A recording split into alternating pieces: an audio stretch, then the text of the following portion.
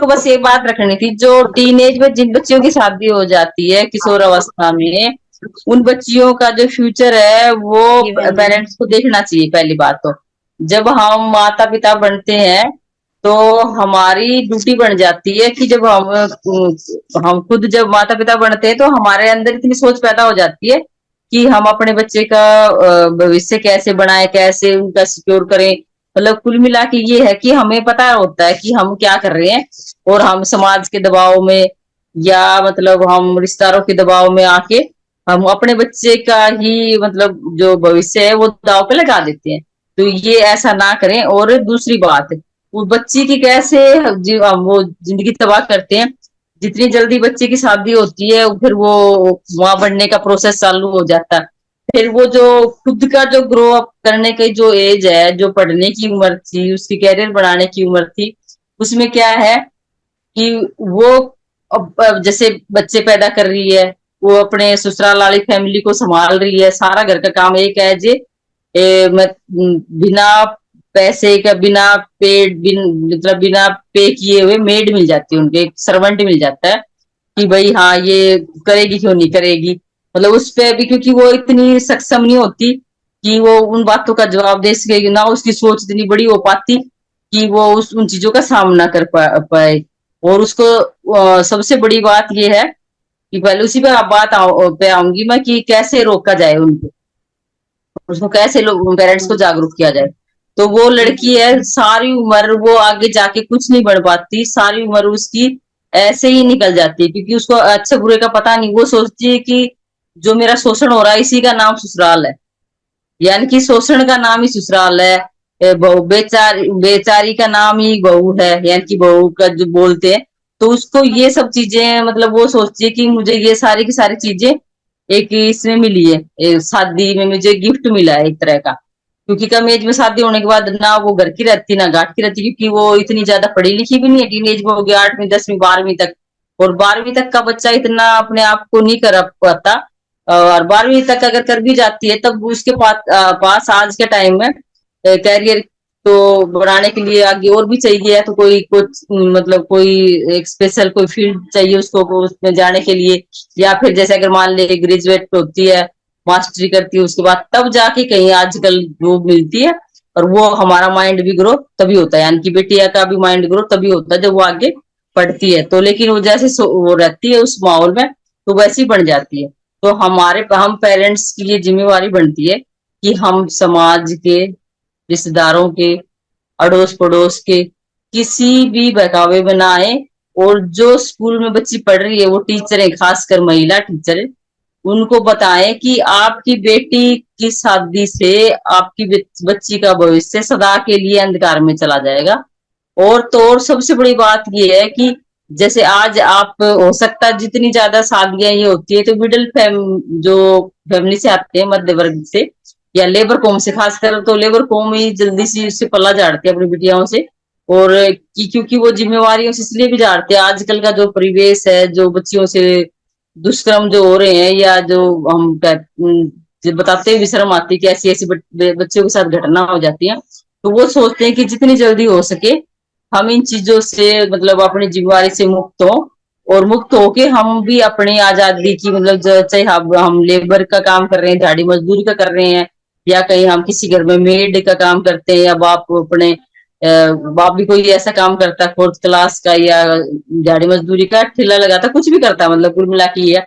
तो वो भी उन चीजों से मुक्त होना चाहता है कि कल को मैं घर से बाहर कमाने जाऊं तो मैं घर पे आऊं तो मुझे ये ऐसी कोई बात ना सुनने को मिले, या ऐसा मेरे साथ कुछ अनहोनी ना हो जाए। तो ये डरों की वजह से भी लड़कियों की शादी जल्दी कर दी जाती है। दूसरी बात जो मैं बता रही थी कि स्कूलों में जो टीचर हैं वो भी इसमें अपना योगदान दे। कैसे योगदान दे वो बताएं कि भाई आप जो अपने बच्चे की शादी कर रहे हो तो ये आपकी बच्ची का भविष्य तो जाएगा ही जाएगा गर्त में, उसके साथ साथ आपको भी सारी उम्र वो बच्ची सेध देगी। कैसे देगी, यानी कि सेध मतलब परेशान करेगी, क्योंकि उसके पास पैसा दिल्ली नहीं होगा। और लड़का भी कोई अच्छा खासा नहीं मिलेगा जो उसका जीवन साथी होगा, वो भी कोई कम पढ़ा लिखा या लेबर का या कोई ऐसा छोटा मोटा काम करता हुआ मिलेगा, जिसका सारी उम्र उसका जीवन यापन करने में बड़ी कठिनाई होगी। वो बार बार आपके दरवाजे पे आएगी किसी न किसी चीज की डिमांड करके, छोटी मोटी डिमांड ही उनके लिए बड़ी होगी, क्योंकि वो खुद इतने सक्षम नहीं, अगर इतने सक्षम होते तो बच्चियों को आगे पढ़ा पाते। तो हमारी ड्यूटी बनती है समाज में, अगर हम रह रहे हैं, हमारे पास पास कोई ऐसी बच्ची है और उसकी शादी जल्दी कर रहे हैं पेरेंट्स, तो सरकारी स्कूलों में 12th तक वीकर सेक्शन के जो पब्लिक स्कूल है उनमें भी वीकर सेक्शन के एडमिशन होते हैं। हमें पता नहीं है उन चीजों का, लेकिन हमें, जैसे मुझे इसलिए पता है क्योंकि मैंने 3-4 बच्चों के एडमिशन कराए हैं। एक वो है 134A के तहत, मतलब हमें जानकारी होनी चाहिए उसके पास से, उसके जो डॉक्यूमेंट्स वो पूरे होने चाहिए, जैसे उसका आधार कार्ड लगता है, बीपीएल का कार्ड लगता है, ये सब चीजें। वो कहते हैं कि व्हीकल नहीं होना चाहिए उनपे, ये मतलब फ्रिज नहीं होना चाहिए, एसी नहीं होना चाहिए, कई चीजें वो करते हैं। तो उसमें जरूरी नहीं है कि अगर मान ली किसी के पास कोई व्हीकल है या कोई ऐसी सुविधा की चीजें है तो उसमें लिखे, उसमें आप ये सब थोड़ा दिखा के उस बच्ची का एडमिशन करा सकते हो। और ज्यादा है तो आप वहां की, अगर कोई नहीं मानता है, शादी अगर अभी नहीं हुई है, तो वहां की जो महिला जो थाने है उनसे भी आप वो ले सकते हो, मतलब मदद ले सकते हो कि भाई ऐसे ऐसे यहाँ पे ये काम हो रहा है, और वो अंडर 18 है, 18 साल से नीचे की बच्ची है, और उसके साथ ये एक तरह का उसे बाल विवाह कहेंगे वो हो रहा है, तो उससे भी रोका जा सकता है ये। क्योंकि हमने मतलब किसी का रुकवाया नहीं ऐसे, लेकिन जानकारी देके उसका टलवा दिया है। जैसे बाल शादी फिक्स होगी तो, लेकिन उसका हमने ये कर दिया कि पहले मैं इसी महिला आलय में काम करती थी, तो हमको जानकारी देके कि आगे आपके लिए ये दिक्कत होगी, बच्ची ऐसे ऐसे परेशान रहेगी, तो आप इसको कम से कम 18 साल की होने दीजिए। 18 साल के साथ साथ अगर ये 12th या 10वीं कर जाती है तो इससे कोई हाथ का हुनर सिखाइए, जैसे सिलाई कढ़ाई बुनाई पार्लर का। तो ये सब चीजें हम बता के, तो उसके उनका थोड़ा सा माइंड डाइवर्ट होता है। उससे क्या होता है, उनको लगता है कि हाँ भाई ये बात तो अच्छी बता रही है। हम कहते हैं कि फिर आप जैसे जैसे परेशान हो रहे हो सारी उम्र, अभी भी जैसे आप जागते हो सुबह रोटी पैक करके और लेबर चौक पे खड़े रहते हो, आपके साथ आपके कई बार आप खाली हाथ आते हो, आपको वो आपकी मजदूरी के लिए भी कोई आपको नहीं लेके जाता, तो ऐसे आप चाहोगे आपका बच्चा ऐसे ही बने।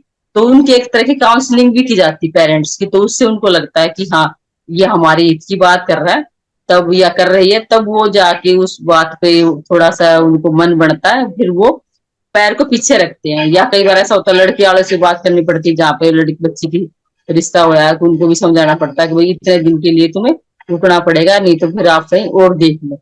तो वो थोड़ा जब तक वो पेरेंट्स टाइट होते हैं ना बिटिया के, बच्ची लड़की के, तब जाके बात बनती है। तो ये सब चीजें हम जब प्रैक्टिकल करते हैं ना ग्राउंड पे, तब हमें उन चीजों का रिजल्ट नजर आता है। और जब आप उनसे दोबारा कभी मिलते हो तो वो आपको भीड़ में ही पहचान लेते हैं कि ये वो वाला सर या बहन जी है।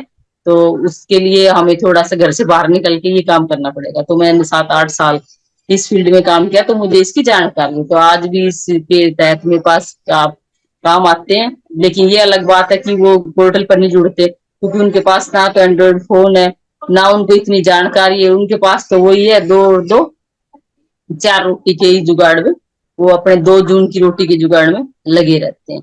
तो बस मुझे यही कहना था कि इस तरह से हम पेरेंट्स की काउंसलिंग कर सकते हैं और बच्ची को भी समझा सकते हैं कि बेटा आपका फ्यूचर ऐसे नहीं ऐसे है।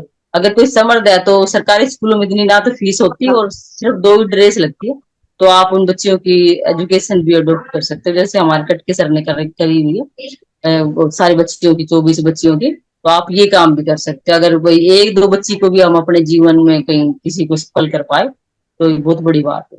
तो संघ ने मुझे बोलने का मौका दिया, संघ का बहुत बहुत साधुवाद। अगर मुझसे कुछ गलती हुई है तो मैं संघ से माफी चाहूंगी, संघ मुझे माफ करे।